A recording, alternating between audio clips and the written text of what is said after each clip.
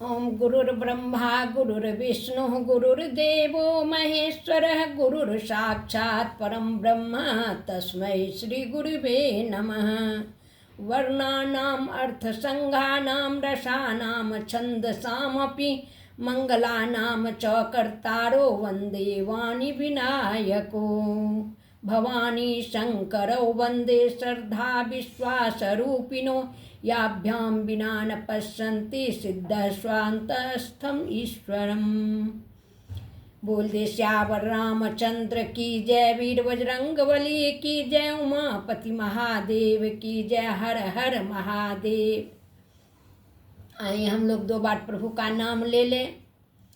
राम का नाम ले लो सहारा मिलेगा, प्रभु का नाम ले लो सहारा मिलेगा, सहारा मिलेगा किनारा मिलेगा, प्रभु का नाम ले लो सहारा मिलेगा, हरि का नाम ले लो किनारा मिलेगा।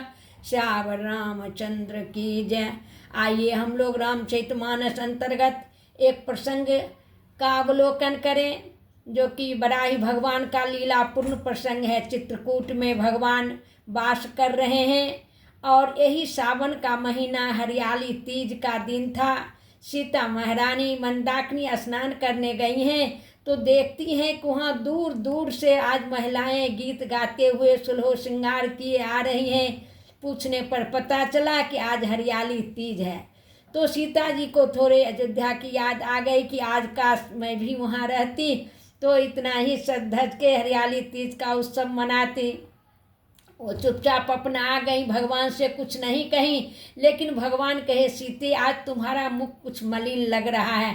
नहीं प्रभु कोई बात नहीं, आज हरियाली तीज थी, ऐसे ऐसे मैंने मंदाकिनी किनारे लड़कियों को देखा तो अवध की कुछ याद आ गई। भगवान जो हैं सीता जी को प्रसन्न करने के लिए अपने हाथों फूलों का चयन किए हैं, रंग बिरंगे फूलों का चयन करके और रंग बिरंग आभूषण बनाए हैं, सारे अंगों का आभूषण बनाए हैं। लक्ष्मण जी जंगल फल फूल लाने गए हुए थे वन में, अब भगवान क्या किए हैं सीता जी के अंग प्रत्यंग में आभूषण फूलों की माला पहनाए हैं।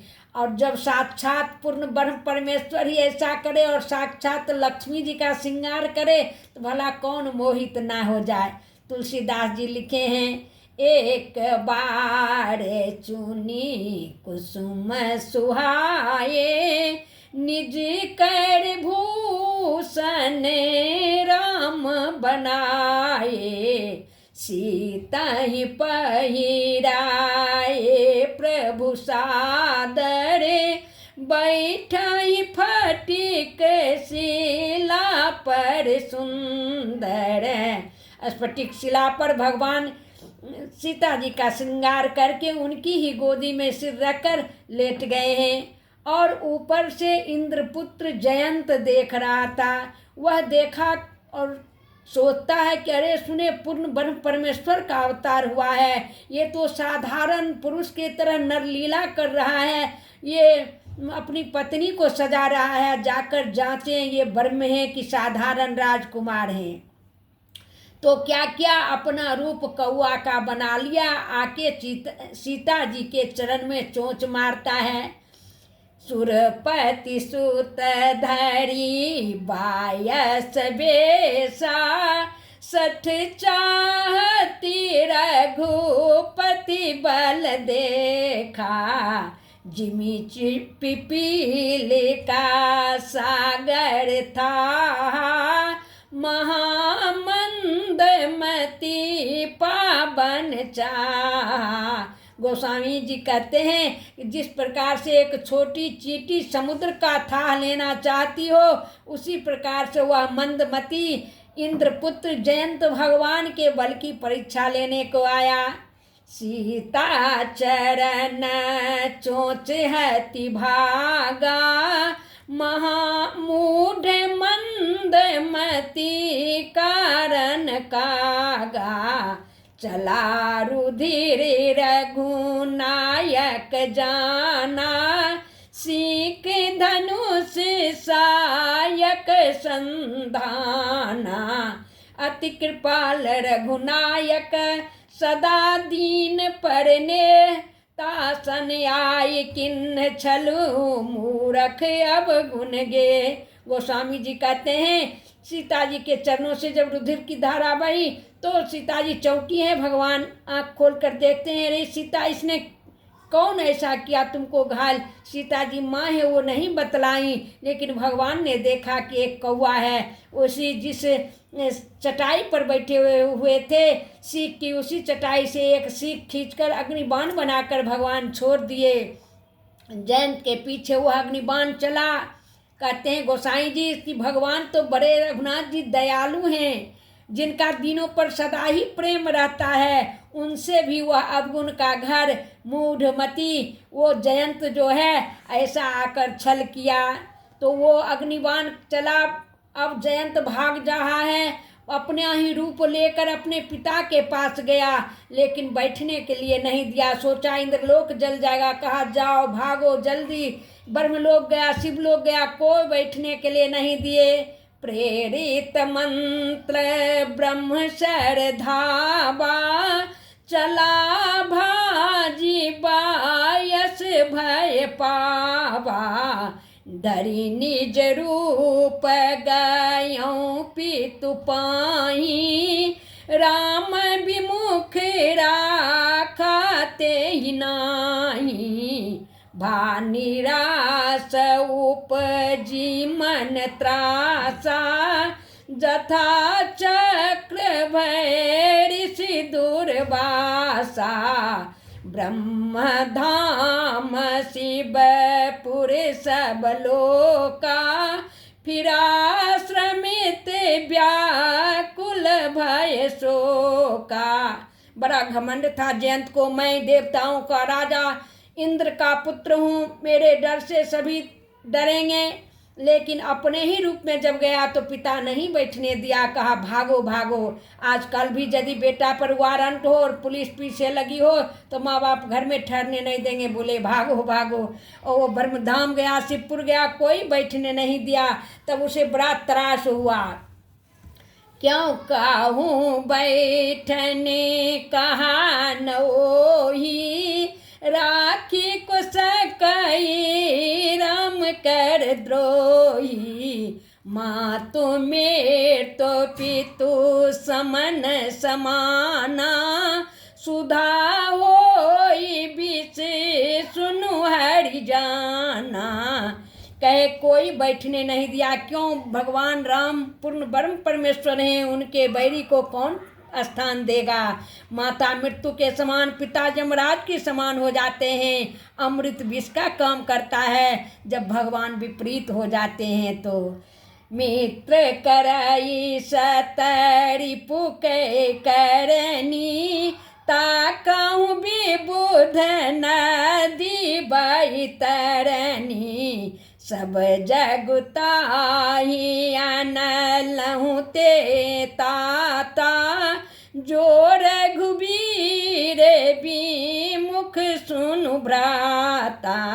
हे भाई, जो भगवान का विरोधी है उसके लिए मित्र भी शत्रु के समान हो जाते हैं। उसके लिए साधारण नदी भी बैतरनी नदी के समान घोर कष्टदायक हो जाती है।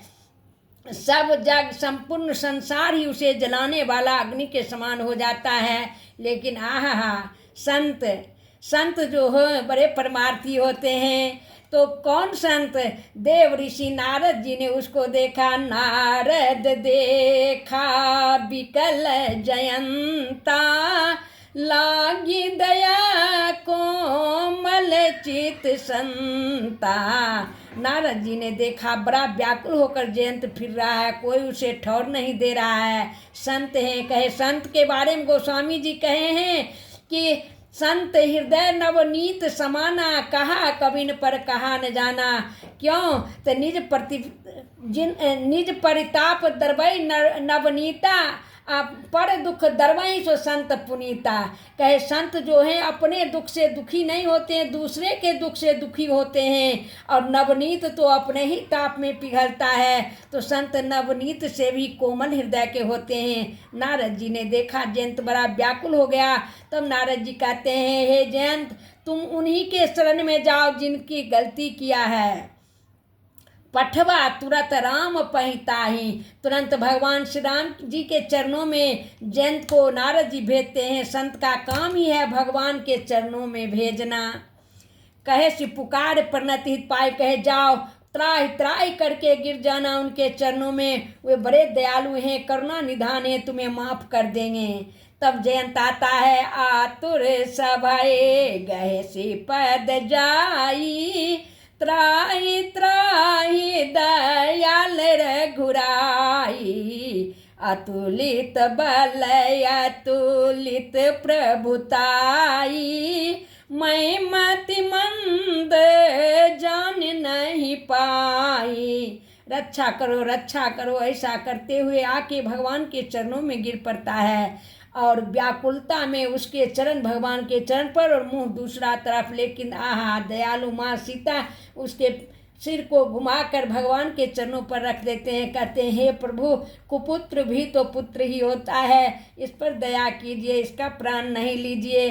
तब भगवान कहे, यद्यपि इसका दोष बहुत बड़ा है, हे सीते ये ऐसी गलती किया है कि इसके प्राण ले लेना चाहिए। लेकिन निज कीर्त क्रम जनित फल पायऊं। अब प्रभु पाहि शरण तकियायूं। सुनि कृपालयति आरत बानी। एक नयन करी तजा भवानी। भगवान ने पूछा, हे जयंत तुम पहले कहाँ आया था और अब कहाँ आए हो? जयंत ने कहा, हे प्रभु पहले आपके बल की परीक्षा लेने आया था, अब आपके स्वभाव की परीक्षा लेने आया हूँ। आप कितने कृपा निधान हो, आप कितने दयालु हो। तब भगवान क्या के उसके एक आँख फोड़कर छोड़ दिए। किन्ह मोह बस द्रोह यद्यपि ते ही कर बध उचित। प्रभु छारऊं करी छो को कृपाल रघुबीर समा।